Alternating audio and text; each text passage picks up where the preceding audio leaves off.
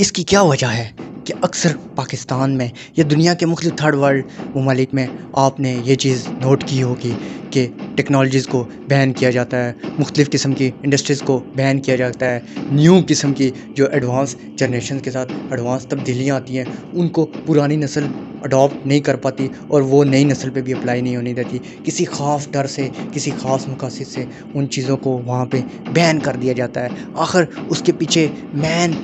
کیا وجہ ہے اور وہ کیا چیز ہے کہ جس کو جنریشن ایکس اور جنریشن وائی اور بیبی بومرز کہا جاتا ہے، اور یہ یوٹیوب جنریشن کون سی ہے، اور ملینئر چینجنگ جنریشن کون تھی، اور امریکہ نے کس طرح دنیا کو ان جنریشن میں ڈیوائیڈ کر کے ریسرچرز نے ہمیں یہ چیز بتائی ہے کہ پرانی جنریشن ہمیشہ نئی جنریشن سے اختلاف رکھتی ہے اور اس کی زندگیوں پہ اثر انداز ہوتی ہے۔ آج میں آپ کو اسی ویڈیوز میں یہ چیز اس تفصیل سے بتاؤں گا کہ سیکرٹس آف کنگز کی یہ ایپیسوڈ دیکھنے کے بعد زندگی بھر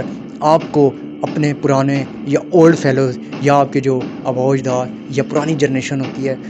اس کی سائیکی کے بارے میں ایک ایسی حیرت انگیز بات پتہ لگے گی کہ آپ آئندہ کبھی بھی ان کی ان سائیکوپیتھ باتوں کو مائنڈ نہیں کریں گے۔ 1932 میں امریکہ میں ایک ایسا اکنامک کلیش آیا کہ تمام امریکہ اور پھر امریکہ سے نکل کے تمام ورلڈ میں وہ اکنامک کلیش پھیل گیا، یعنی اکانومی ایسے برے طریقے سے نیچے گری، ایسا اس کا ریٹ نیچے آیا کہ تمام دنیا کی اکانومی ایک قسم کی بیٹھ گئی اور ہزاروں نہیں، لاکھوں نہیں بلکہ کروڑوں لوگ جاب لیس ہو گئے۔ بہت ساری انڈسٹریز اپنے ملازمین کو پے نہیں دے سکتی تھی، پروڈکشن کی بہت زیادہ کمی ہوگی، چیزیں پروڈیوس نہ ہوتی تھی اور لوگوں کی پرچیزنگ پاور ختم ہوگی اور لوگ بہت زیادہ بڑے پیمانے پہ دنیا میں بے روزگار ہو گئے۔ اس وقت کو 1932 سے لے کے 1940 کے وقت کو گریٹ ڈپریشن بھی کہا جاتا ہے، یعنی تقریباً دنیا کے میکسیمم لوگ اس وقت ایک اکانومی ڈپریشن سے گزر رہے تھے۔ پھر اس کے بعد اچانک ایک تو ہیومن بینگ اس اتنی بڑی پرابلم سے گزر رہا تھا، ساتھ ہی ورلڈ وار 2 شروع ہو گئی 1940 میں۔ اس ورلڈ وار 2 میں ہزاروں نہیں، لاکھوں نہیں بلکہ ایک اندازے کے مطابق 7 سے 8 کروڑ کی فگر کے لوگ مر گئے، لقمہ اجل بن گئے۔ لیکن یہ فگر اس لیے ایگزیکٹ نہیں ہے کہ آج تک ہسٹورینز کو ایگزیکٹ فگر کہیں بھی نہیں پتہ کہ کس کنٹریز میں کتنی ڈیتھ ہوئی ہیں۔ اس کو لگ بھگ تقریباً 7 سے 8 کروڑ لوگوں میں تقسیم کیا جاتا ہے کہ 7 سے 8 کروڑ لوگ اس وقت فوت ہوئے تھے، جنگ کی وجہ سے مر گئے تھے، کسی نہ کسی وجہ سے جنگ میں ہی۔ تو ان 7-8 کروڑ لوگوں کے مرنے کی وجہ سے دنیا کی آبادی کافی کم ہو گئی تھی،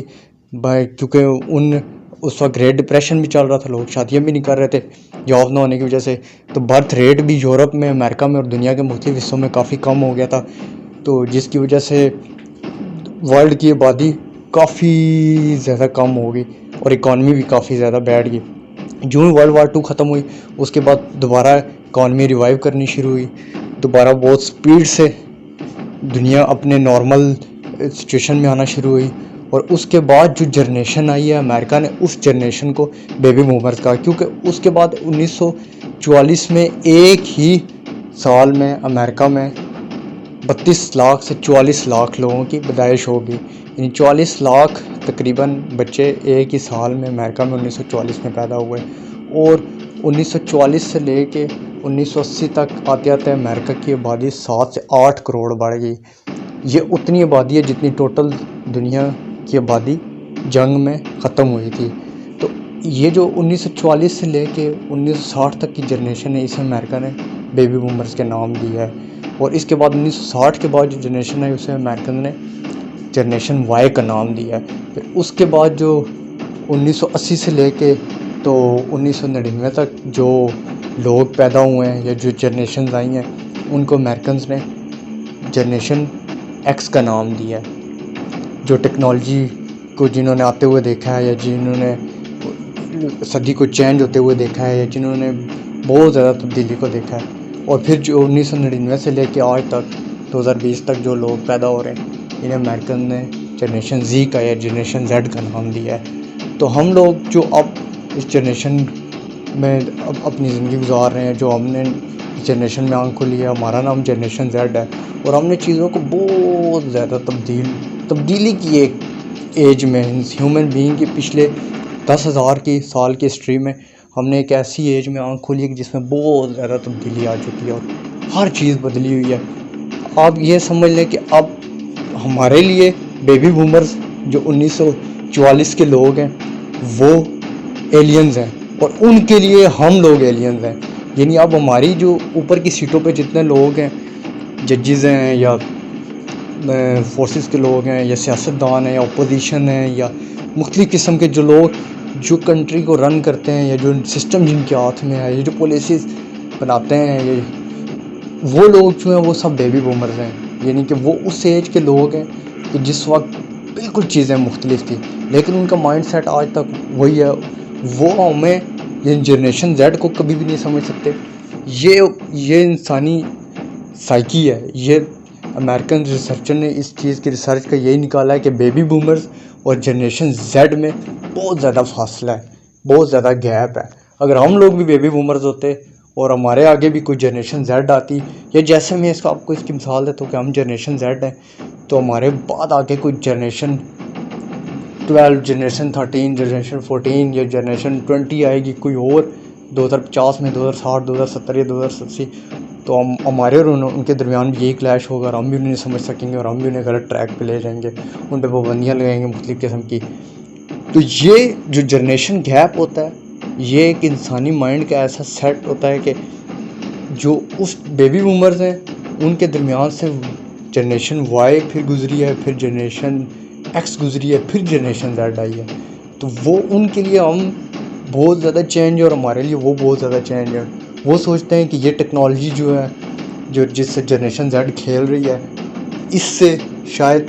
دنیا تباہ ہو جائے گی، یا یہ جنریشنز تباہ ہو جائیں گی، یا کنٹریز تباہ ہو جائیں گی، جبکہ ایسے نہیں ہوتا۔ ہمیشہ سے ہر جنریشن اپنی ٹیکنالوجی کے ساتھ، اپنے وقت کے ساتھ، ایک چیز کے ساتھ گرو کرتی ہے، اور وہ اس میں اسی کے ساتھ بیسٹ ہوتی ہے۔ یعنی اگر آج ہم اس چیز کے ساتھ نہیں اوپر جائیں گے تو ہم ہسٹری میں غائب ہو جائیں گے۔ یہ ایسے ہی ہے کہ آج ہم اگر جنریشن زیڈ جو ہے یہ کمپیوٹرائز جنریشن ہے، اگر کسی بھی ٹیکنالوجی سے اسے پیچھے رکھا جائے گا، کسی ٹیکنالوجی میں بین کیا جائے گا، یا فرسٹ ورلڈ سے ہمیں کسی طرح سے بھی میچ ہونے سے روکا جائے گا، تو ہم ہسٹری میں ہمیشہ کے لیے غائب ہو جائیں گے۔ اور اس کا نقصان خالی ایک انسان کو نہیں ہوتا۔ اگر ایک جنریشن کو آپ کسی چیز سے محروم رکھیں گے تو اس پورے ریجن پہ اس کا اثر ہوتا ہے۔ بعد میں پھر دوسرے کنٹری جو پاورفل ہوتے ہیں وہ چھوٹے